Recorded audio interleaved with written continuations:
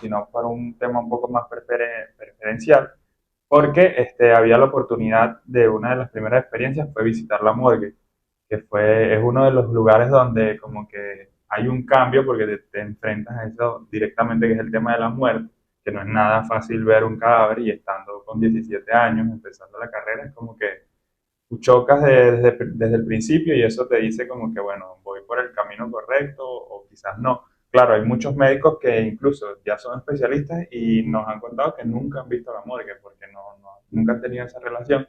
Pero yo creo que eso sí te da como que un indicio de si estás o no ubicado en el lugar correcto. La primera vez que asistí a la morgue fue una experiencia no grata, pero sí fue como que la verdad fue, digamos, una buena oportunidad porque desde el momento de la autopsia me dio a reconocer cómo era el tema del organismo, cómo era un hígado en físico, de tocarlo, de tenerlo en las manos. Entonces eso me ayudó quizás más adelante, a cuando tenía que estudiar tanto la anatomía como la patología, de ya visualizar cómo era el sistema. Claro, yo creo que fue eso, como dices tú, un choque, porque la primera vez que fuimos, hubieron muchos que dijeron, no, esto no es para mí, o muchos que se quedaron, los que tuvimos la oportunidad.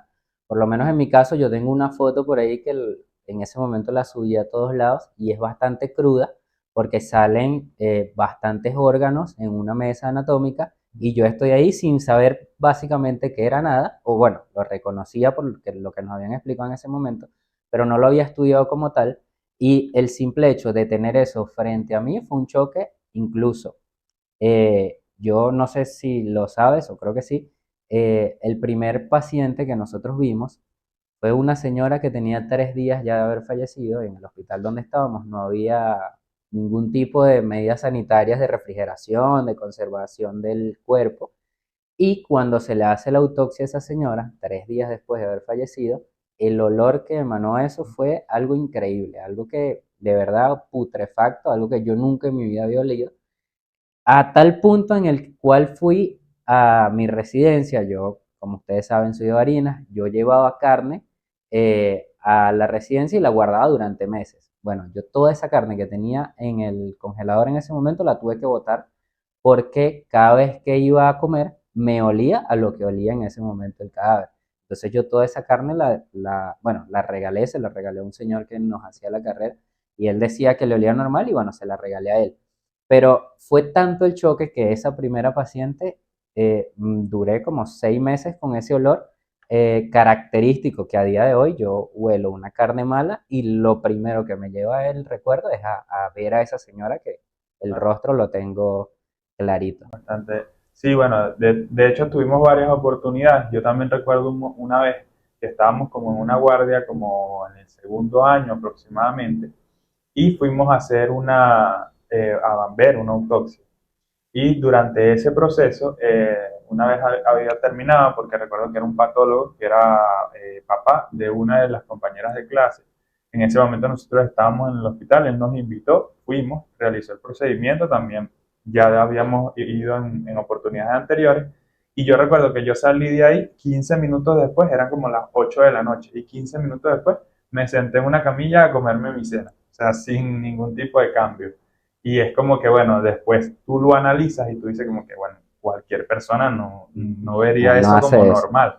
Entonces ya tú más o menos sabes cómo vas manejando las cosas y pasa incluso actualmente en el día a día que tú ves muchos pacientes y de distintas patologías, unas un poco más difíciles de apreciar que otras, y sales de ahí con toda el hambre del mundo, vas, te sientas, almuerzas como si nada y vuelves al consultorio Claro, o a la en ese emergencia. momento como que cierras la mente, no sé, como Es que automático es totalmente. automático el que lo hacemos.